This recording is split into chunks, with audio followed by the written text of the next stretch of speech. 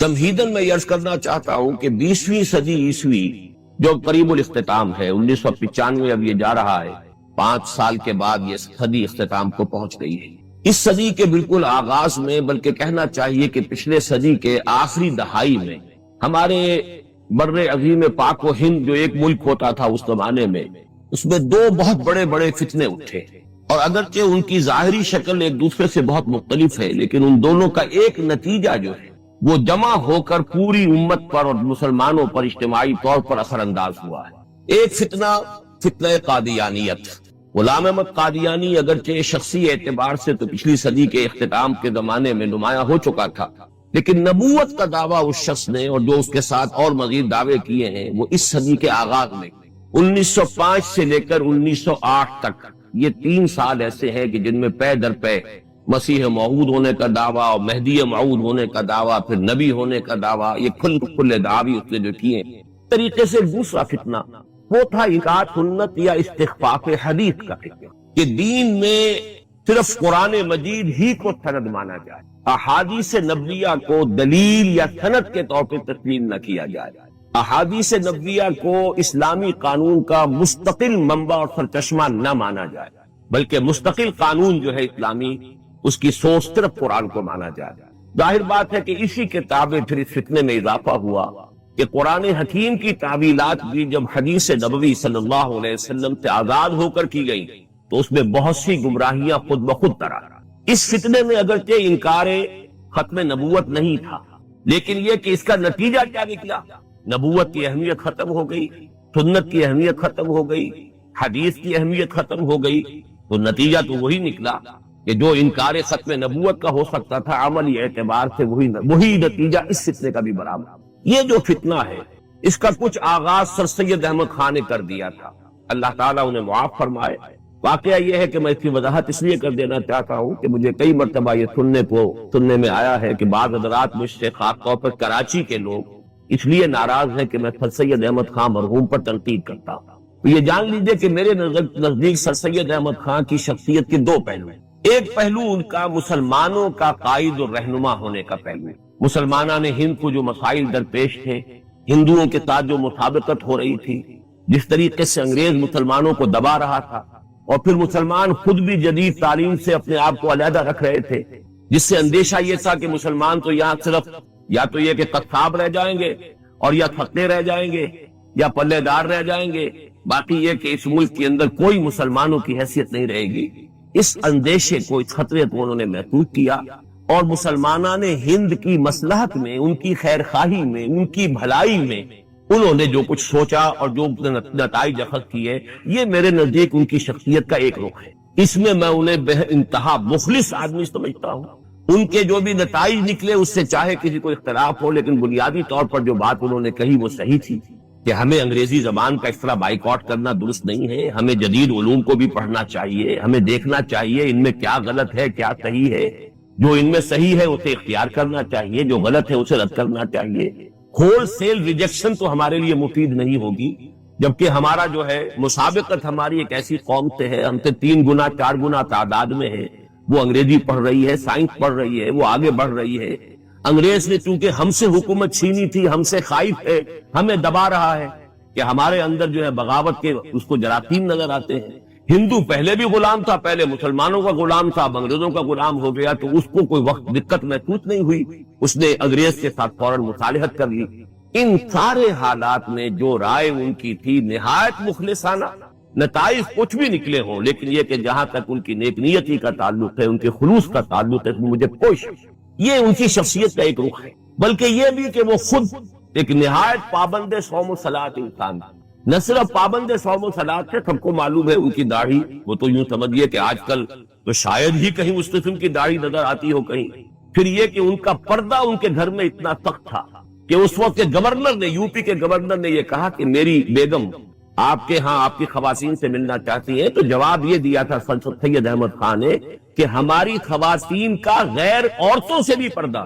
اور واقعہ یہ ہے کہ سورہ نور میں جو الفاظ آئے ہیں وَنِسَائِهِنَّ، محرم جو ہے وہ در حقیقت جب ان کی فہرست آئی ہے سب کی، جن کے سامنے تو مسلمان عورت اپنی زیبائش اور آرائش کے ساتھ، زینت کے ساتھ آ سکتی ہے، تو وہاں پر تمام عورتیں نہیں کہا گیا، وَنِسَائِهِنَّ، ان کی اپنی جو عورتیں، اس پر انتہا درجے میں عمل کیا. اور جرأت کا عالم دیکھیے کہ lieutenant governor of U P, اور ان کو جواب دے رہے ہیں سر سید احمد خان کہ ہماری خواتین کا غیر خواتین سے بھی پردہ ہے. تو معلوم ہوا کہ جہاں تک خود دین پر عمل پیرا ہونے کا تعلق ہے اس میں کوئی کمی نہیں تھی. اسی طریقے سے حضور صلی اللہ علیہ وسلم سے ان کی محبت جو ہے، واقعہ یہ کا آپ اندازہ نہیں کر سکتے. جب وہ کتاب لکھی گئی ہے حضور کی سیرت کے اوپر حملے کیے گئے ہیں، اور کرنے والا وہی شخص تھا گورنر یو پی کا، تو آپ کو معلوم ہونا چاہیے کہ اس کا جواب جو لکھا ہے سر سید احمد خان نے براہین خطبات احمدیہ کے نام سے، وہ بہت زبردست ایک کتاب ہے. اور اس کتاب کے لیے وہ انگلینڈ گئے ہوئے تھے، اور اس کو چھپوانے کے لیے ان کے پاس پیسہ نہیں تھا. انہوں نے یہاں پیغام بھیجا کہ میری کوٹھی بیچ دو اور مجھے وہ رقم فراہم کرو تاکہ میں وہ کتاب شائع کروں. تو میں نے یہ ساری باتیں اس لیے کہی ہیں کہ مجھے سر سید احمد خان سے کوئی قد نہیں ہے، کوئی بغض نہیں ہے، کوئی دشمنی نہیں ہے، لیکن ان کی شخصیت کا ایک دوسرا پہلو ہے جس کو ماننا پڑتا ہے. انہوں نے اپنے آپ کو ایک مفسر قرآن کی حیثیت سے بھی پیش کیا، انہوں نے اپنے آپ کو دین کے ایک ترجمان کی حیثیت سے بھی پیش کیا. اب یہ فرق دیکھیے، قائد اعظم محمد علی جناح کا معاملہ یہ ہے کہ وہ صرف ایک سیاسی رہنما بنے. انہوں نے کہیں مفسر بننے کی کوشش نہیں کی، کہیں محدث بننے کی کوشش نہیں کی، کہیں کسی دینی مسئلے کے اندر رائے دینے کی کوشش نہیں کی. لہذا اس اعتبار سے ان کے لیے بہت ہی وہ معاملہ محفوظ رہا. سر سید احمد خان کا معاملہ یہ ہے کہ انہوں نے 15 پارے کی تفسیر لکھی ہے، وہ مفسر کی حیثیت سے سامنے آتے ہیں، مکمل نہیں کر سکے لیکن پورے 15 پارے کی تفسیر لکھی. پھر یہ کہ انہوں نے بہت سی دینی جو تعویلات کی ہیں اس میں یقیناً بہت بڑی بڑی گمراہیاں ہیں، بہت بڑی بڑی ٹھوکریں ہیں جو انہوں نے کھائیں. انہوں نے جنات کے وجود کا انکار کیا ہے، جن کوئی نہیں ہے، صرف اجڑ گوار قسم کے لوگ جو ہوتے ہیں مشتعل مزاج، وہ جن کہہ دیے گئے. انہوں نے فرشتے کا انکار کیا ہے، فرشتہ کوئی شے نہیں. جبریل امی قرآن با پیغام نمی خام ہما مختار معشوق قرآن کے مندارم. مجھے کسی جبریل کا لایا ہوا قرآن نہیں چاہیے، میرے پاس جو قرآن ہے وہ تو میرے معشوق کا کلام ہے. اب معشوق اللہ کے لیے بھی ہو سکتا ہے، اللہ محبوب ہے اہل ایمان کا، اور محبوب اور معشوق محمد الرسول اللہ بھی ہو سکتے ہیں. دونوں کا امکان تو موجود ہے، لیکن یہ کہ بیچ میں سے پتہ چاک کر دیا گیا حضرت جبرائیل علیہ السلام. حالانکہ آپ کو معلوم ہے کہ ایمان بالملائکہ جو ہے وہ ہمارے بنیادی ایمانیات میں شامل.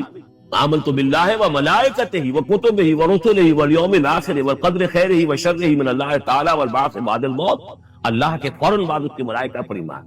اس اعتبار سے سر سید احمد خان ہی سے استخفاف حدیث کا فتنہ شروع ہوا. اس فتنے کو پھر اس ملک کے اندر کافی بڑے پیمانے پر انگریزی اسکولوں اور کالجوں اور یونیورسٹی سے تعلیم شدہ لوگوں میں سے پھیلایا ہے علامہ مشرقی نے. لیکن دوسری طرف دو اور اشخاص جو علماء کے طبقے میں سے نکل آئے اس دور میں، ایک عبداللہ چکڑالوی ہوتا تھا پنجاب کا، اور ایک اسلم جیراج پوری ہوتے تھے یو پی کے. ان دو حضرات نے بھی انکار حدیث کے فتنے کو بڑی ہوا دی، اور ہمارے دور میں آ کر پھر یہ سارے فتنے جمع ہو گئے ایک شخص کے اندر، اور اس کا نام غلام احمد پرویز. تو عجیب بات یہ ہے کہ غلام احمد قادیانی پنجاب سے اور غلام احمد پرویز پنجاب. عربوں پر عذاب یہودیوں کے ہاتھوں، اس لیے ان کو بچایا گیا. اب اس میں بڑی تلخ بات آپ سے کہہ رہا ہوں، یہ آپ کے لیے قبول کرنا آسان نہیں، حلق سے نیچے اترے کہ عقلی طور پر رسول نہ مغلوب ہو سکتا ہے نہ قتل ہو سکتا ہے. ہمارا عقیدہ ہے وہاں سلبوہ وما قتل. لیکن یہ کہ اگر یہودی، اگر جو قادیانی مانتے ہیں سولی چڑھ گئے تو سلیب تو ہو گئی، قرآن کی نفی تو ہو گئی. ہاں مرا دیں، یہ دوسری بات ہے. دوسری بات یہ ہے کہ رسولوں کے باب میں اللہ کا قانون کیا ہے. اگر کسی قوم کی طرف رسول کو بھیجا اور اس قوم نے بحثیت مجموعی انکار کر دیا، رد کر دیا، ریجیکٹ کر دیا، پوری قوم ہلاک، اور رسول اور اس کے جو چند ساتھی ایمان لے آتے تھے وہ وہاں سے ہجرت کرتے. لیکن ہجرت کر کے جاتے تھے تو اس کے بعد کسی اور مقام پر کریں گے اہل نظر تازہ بستیاں آباد. پھر وہاں پر ایک قوم انہوں نے جو ہے اپنا مرکز بنایا، ایک نئی امت کھڑی ہو گئی. اس کی سب سے بڑی مثال کیا ہے؟ قوم عاد ختم ہوئی حضرت ہود علیہ السلام کو ریجیکٹ کرنے کے باعث ہلاک کر دی گئی. حضرت ہود علیہ السلام اپنے ساتھیوں کو لے کر، یہ قوم عاد تھی عرب کا جزیرہ نما، عرب کے جنوبی علاقے کے اندر جو اب صحرا ہے، بہت بدترین صحرا ہے، الربع الخالی جسے کہتے ہیں، خالی ہے، وہاں کوئی زندگی کے آثار ہے ہی نہیں، نہ کوئی پتی ہے، نہ کوئی گھاس ہے، نہ کوئی انسان ہے، نہ حیوان ہے. الربع الخالی بدترین وہ صحرا ایسا ہے کہ اس کے اندر کوئی چیز نہیں ہے، جو چیز اوپر ہوگی وہ دھستی جائے. ورنہ عام صحرا کے اندر اس کے اوپر اونٹ بھی چلتا ہے، انسان کی اس میں نہیں. تو یہاں پر قوم عاد جو ہے آباد تھی، اور اب جو ہے وہ سیٹلائٹ سے دیکھ لیا گیا کہ قوم عاد کا جو بڑا بادشاہ تھا شداد، اس نے جو جنت بنائی تھی وہ موجود ہے زیر زمین اسی صحرا کے نیچے دفن شدہ موجود، جس کو کہا گیا ہے الم تر کیف فعل ربک بعاد ارم ذات العماد التي لم يخلق مثلها في البلاد ایسے ایسے ستونوں والا جیسے پہلے دنیا میں بنے ہی نہیں تھے. وہ قوم عاد بڑی زبردست قوم تھی, قومن جبارین, لیکن یہ اس کے بعد ہلاک ہوئی. اب حضرت ہود اپنے مسلمان ساتھیوں کو لے کر نکل گئے جزیرہ نما عرب کے مغربی کونے میں جا کر, شمال مغربی کونے میں. وہاں ایک نئی قوم پیدا ہوئی, سمود. اب یہ اسلامی بستی, لیکن اس کے اندر بھی پھر بعد میں زوال آیا, پھر وہاں نبی بھی آئے, لیکن اس کے بعد یہ کہ آخری رسول بھیجے گئے حضرت صالح, اور وہ بھی ہلاک ہوئے کیونکہ حضرت صالح کو. تو یہ میں نے مثال دی کہ رسول جو ہے وہ وہاں سے اگر ہجرت کرتا ہے تو ہجرت کر کے وہ یہ نہیں جان بچا کے جا کے گمنامی میں کہیں مر گیا. وہ تو جا کر اپنے ساتھیوں کو لے کر جائے گا اور جا کر جو ہے وہاں پر جو ہے ایک نئی جگہ پر آباد ہوگا, ایک نئی تہذیب. یہ تو نہیں یہ گمنام ہو کر آ کر کشمیر میں مر گیا تو اس کی کیا حیثیت ہوئی. حضرت عیسیٰ علیہ السلام یا تو اگر ہجرت کرتے یا جب انہیں معلوم ہو گیا تھا کہ میرے قتل کا فتویٰ ہو گیا ہے تو آپ وہاں سے ہجرت کر سکتے, لیکن اپنے ساتھیوں کو تو لے کر جاتے ہیں, اپنے حواریین کو لے کر جاتے ہیں, اور کہتے ہیں 12 حواریین کے علاوہ اور بھی کوئی 70 کے قریب لوگ تھے جو ان پر ایمان لائے تھے, ان کو لے کر جاتے ہیں. کسی جگہ جا کر آپ آباد ہوتے, وہاں ایک نئی جو ہے بستی بنتی, وہاں مسلمانوں کی ایک آبادی ہوتی. ان میں سے کوئی شے بھی نہیں ہوئی بات ہی. لہذا عقلی طور پر بھی یہ بات ثابت خلاف عقل ہے, قرآن کے اصولوں کے خلاف, کہ وہ پھولی چڑھے ہوں لیکن مرے نہ ہو, پھر اتر گئے تو مرم پٹی کر دی. اچھا کیا رومنوں کو اور یہودیوں کو پتہ نہیں چلا کہ مریم پٹی ہو رہی ہے اس کی اور عیسیٰ مرا نہیں ہے؟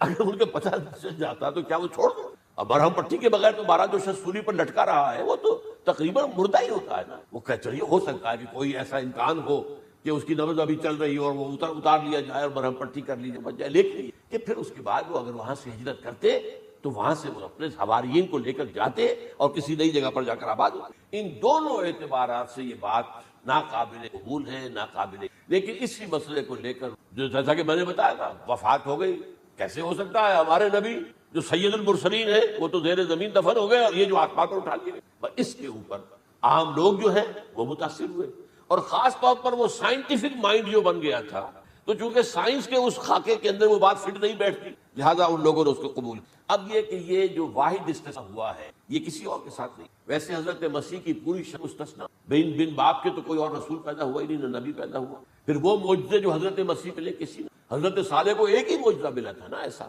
کہ لوگوں نے کہا کہ تم یہ اس چٹان میں سے ابھی ایک گابن اونٹنی برآمد کر کے دکھا دو, وہ دکھا دی, پھر ہلاک کر. لیکن جو اور معجزے حضرت مسیح کو دکھائے وہ بچپن میں بولے ہیں, گود میں تھے یا پگوڑے میں تھے, بولے انی عبد اللہ آتانی الکتاب وجعلنی نبی. یہ بات نہ ہوتی تو حضرت مریم کے کیا حشر کرتی قوم کہ تمہاری بغیر شادی کی یہ کہاں سے لے آئی ہو تم, یہ تو ولد الزنا ہے. تو یہ سارا معاملہ جو ہے حضرت عیسیٰ بولے ہیں, خود وہ بچہ بولا.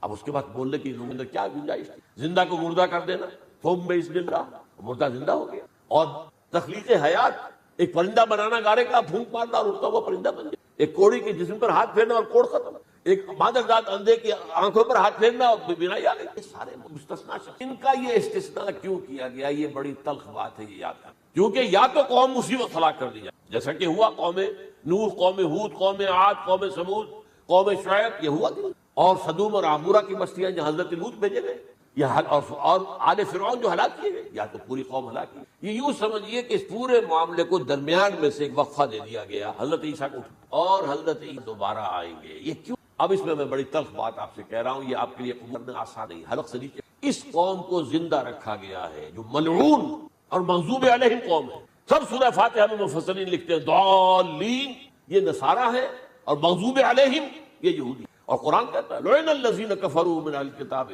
علی لسان داؤد عیسیٰ ابن مریم, لعنت کی. ایک ملعون اور مغضوب قوم کے ہاتھوں آخری امت محمد, اور اس کا بھی بہترین حصہ, اس پر عذاب ان کے ہاتھ میں ہے. عربوں پر عذاب یہودیوں کے ہاتھ میں, اس لیے ان کو بچایا گیا. یہ میں نے کئی دفعہ واقعہ سنا ہے, مولانا اصلاحی صاحب بتایا کرتے تھے, کیونکہ وہ راجپوت, یو پی کے راجپوت مشتق, کہ ہمارے ہاں کوئی نوجوان اگر کوئی بڑی گری ہوئی حرکت کرتا تھا تو اس کے سر پر چمار کے ذریعے, چمار کے ہاتھوں جوتا لگایا جائے. اگر راجپوت کے سر پر راجپوت کا جوتا گرا تو چلو تکلیف تو ہوئی, لیکن یہ کہ راجپوت کا جوتا گرا ہے نا, پڑا ہے.